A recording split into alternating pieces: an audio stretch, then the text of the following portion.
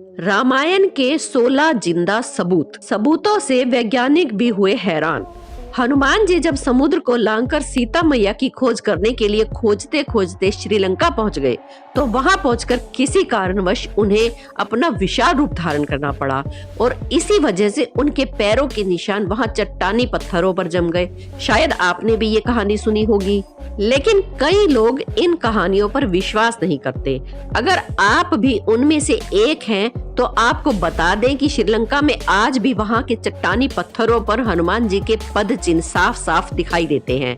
कई लोग रामायण की कहानी को सिर्फ एक काल्पनिक कथा मानते हैं, वहीं कुछ लोग इस पर विश्वास भी करते हैं। लेकिन जो विश्वास नहीं करते हैं, उनकी आज सारी गलतफहमियां हम दूर करने वाले हैं, क्योंकि आज इस वीडियो में हम आपको रामायण से जुड़े कुछ ऐसे सबूत दिखाने वाले हैं जो आपको बताएंगे कि रामायण की कथा हमारी धरती पर घटित हो चुकी है। वीडियो शुरू करने से पहले हमारे चैनल अनोखी दुनिया को सब्सक्राइब करके बेल आइकन को प्रेस जरूर कर लें। सबूत नंबर 1, रामायण के अनुसार जब सीता माता का हरण हुआ था, तब सीता माता की खोज करते करते राम जी की मुलाकात हनुमान जी से हुई थी। इसके बाद हनुमान जी रोज एक स्थान पर श्री राम की प्रतीक्षा किया करते थे। आज उस स्थान को हनुमानगढ़ी के नाम से जाना जाता है। इसका उल्लेख रामायण में भी साफ साफ देखने को मिलता है। हनुमानगढ़ी में हनुमान जी का एक बड़ा मंदिर भी है।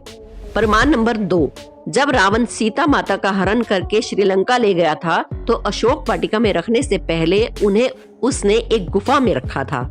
सबसे बड़ी बात यह है कि वो गुफा आज भी वहां मौजूद है, जो देखने में बिल्कुल कोबरा सांप जैसी दिखाई देती है। पर इस गुफा के अंदर जाएंगे तो वहां ढेर सारी नक्काशियां देखने को मिलेगी, जो इस बात का प्रमाण देती हैं कि रामायण की कथा कोई काल्पनिक कथा नहीं है। प्रमाण नंबर 3, इसी तरह दोस्तों, जब श्री राम को सीता जी के बारे में पता चला कि वो कहां पर कैद है, तब हनुमान जी और बाकी लोगों के साथ श्रीलंका के रास्ते पर निकल पड़े, लेकिन बीच में विशाल समुद्र को देखकर वहां पर रुक गए। तब उनकी वानर सेना ने पत्थरों पर राम लिखा और पानी में छोड़ दिया, तो पत्थर पानी में तैरने लगे। इसके बाद पूरी सेना ने मिलकर एक पुल बनाया, आज हम जिस पुल को राम सेतु के नाम से जानते हैं। अब आप ही बताइए दोस्तों, राम सेतु से बड़ा रामायण का और क्या सबूत हो सकता है। लेकिन अगर अभी भी आपको यकीन नहीं हो रहा है, तो आगे सुनिए।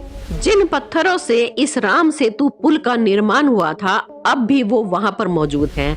अब इन पत्थरों की रिसर्च की गई तो पता चला कि पत्थर रामायण युग के ही हैं। इसके अलावा आपने रामायण में ये भी पढ़ा होगा कि लक्ष्मण मूर्छित हो गए थे। उस वक्त हनुमान जी हिमालय से वहां पे एक संजीवनी बूटी का पहाड़ उठाकर ले आए थे। लेकिन कई लोग पूछते हैं कि हनुमान जी अगर वो पहाड़ लाए थे, तो वो आखिर पहाड़ अब है कहाँ। चलिए आज आपको इसके भी दर्शन करा देते हैं। प्रमाण नंबर 4, जब आप श्रीलंका जाएंगे और रामायण के तथ्यों को ढूंढने की कोशिश करेंगे, तब आपको वहां पर भी एक विशाल पहाड़ दिखाई देगा, जिसका नाम आज द्रोणागिरी पर्वत के नाम से रखा गया है। सबूत नंबर 5, आपको ये जानकर हैरानी होगी कि इस पहाड़ पर और इसके इर्द गिर्द कुछ वैज्ञानिकों ने रिसर्च शुरू की। अपनी रिसर्च में उन्होंने पाया कि इस पहाड़ पर कुछ ऐसी जड़ी बूटियां हैं जो सिर्फ हिमालय पर ही पाई जाती हैं। हालांकि वैज्ञानिक भी इस रिसर्च के बाद हैरान हो गए थे। इन सभी तथ्यों से आपको समझ आ गया होगा कि रामायण कोई काल्पनिक कथा नहीं है। लेकिन अभी भी अगर आपको यकीन नहीं आया है, तो जरा रुकिए, हम आपको कुछ और ऐसे तथ्य बताते हैं जिनको सुनकर आप हैरान हो जाएंगे। सबूत नंबर 6, इसी तरह जब रावण सीता माता का हरण करके ले जा रहा था, तब जटायु ने रावण को रोकने की कोशिश की थी, लेकिन वो अपनी इस कोशिश में सफल नहीं रहे और रावण ने उन्हें मार गिराया। जहां पर जटायु गिरे थे, उस जगह को लेपाक्षी मंदिर के नाम से जाना जाता है। यहाँ पर ऐसे कई सबूत हैं जो आपको ये बताएंगे कि जटायु का पार्थिव शरीर किस जगह पर गिरा था। सबूत नंबर 7, सीता जी को श्रीलंका ले जाने के बाद रावण ने सीता माता को अपने महल में रखने की पेशकश की, लेकिन सीता माँ ने रावण के महल में रहने से साफ मना कर दिया। इसलिए रावण ने उन्हें अशोक वाटिका में रखने का फैसला किया। सीता जी अशोक वाटिका में एक वृक्ष के नीचे चुपचाप बैठी रहती थी। सबसे बड़ी बात यह है कि अशोक वाटिका का वो वृक्ष आज भी श्रीलंका में मौजूद है। आज इस जगह को नोवारा इलैया के नाम से जाना जाता है। लेकिन दोस्तों, अगर अभी भी आपको रामायण पर यकीन नहीं आ रहा है, तो हम वीडियो में आपको और भी सबूत देने वाले हैं। सबूत नंबर 8, राम और रावण के युद्ध के दौरान रामायण में ये साफ साफ लिखा गया है कि रावण अपनी लंका की सुरक्षा बड़े बड़े विशाल हाथियों की मदद से करता था। आज के हाथियों की तुलना में ये हाथी कई गुना विशाल हुआ करते थे। हालांकि आज से कुछ समय पहले लोग इस बात को काल्पनिक बात कहा करते थे, लेकिन श्रीलंका के पुरातत्व विभाग ने जब शोध किया तो उन्हें कुछ ऐसे हाथियों के जीवांश मिले जो कि आज के हाथियों की तुलना में कई गुना बड़े हैं। अब इसके आगे सुनिए।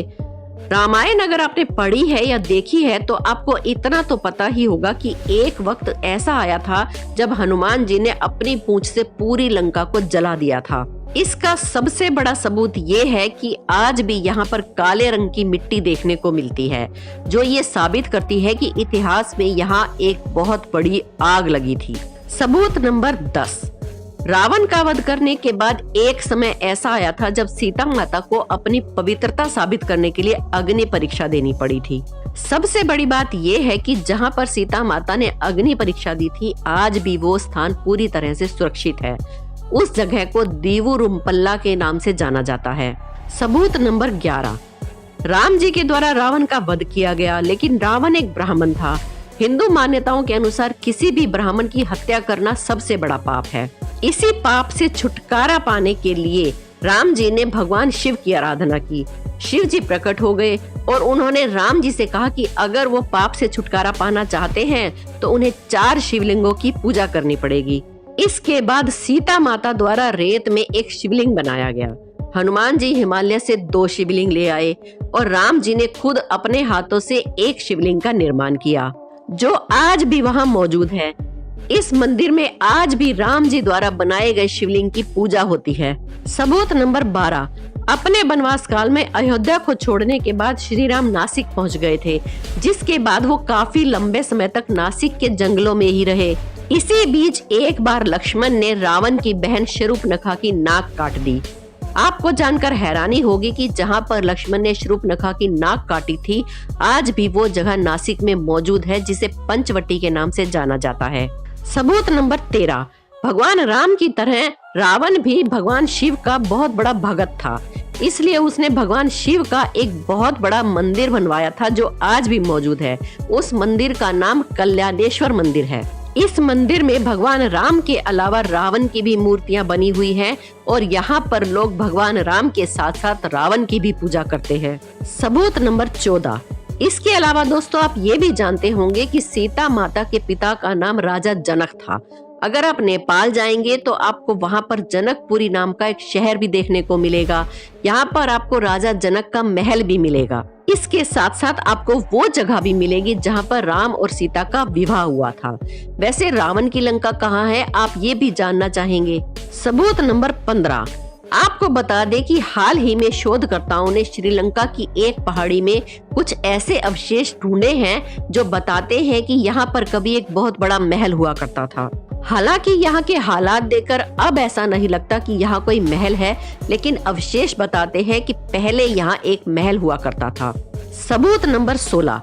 रावण के वध के बाद राम जी ने लंका का सारा भार विभीषण के हाथों में सौंप दिया था, जिसके बाद विभीषण ने कलान्या नदी के करीब अपना एक महल बनवाया था, जिसका सबसे बड़ा सबूत हाल ही में मिला है। शोधकर्ताओं की एक टीम जब वहां पहुंची तो उन्हें बहुत सारे अवशेष मिले जो विभीषण के महल होने का सबूत देते हैं। तो दोस्तों, अब आपको यकीन आ गया होगा कि रामायण कोई काल्पनिक कथा नहीं है, लेकिन अभी भी इसकी खोज पूरी नहीं हुई है। आज भी बहुत सारे रिसर्चर्स श्रीलंका के इलाके में रामायण के सबूतों को ढूंढने में लगे हुए हैं। हो सकता है आने वाले समय में और भी बड़े सबूत हाथ लग जाएं। तो दोस्तों, इस जानकारी को व्हाट्सएप और फेसबुक पर अपने दोस्तों तक जरूर पहुंचाएं। वीडियो को लाइक जरूर करें। हमारे चैनल अनोखी दुनिया को सब्सक्राइब करना ना भूलें। मिलते हैं अगली वीडियो।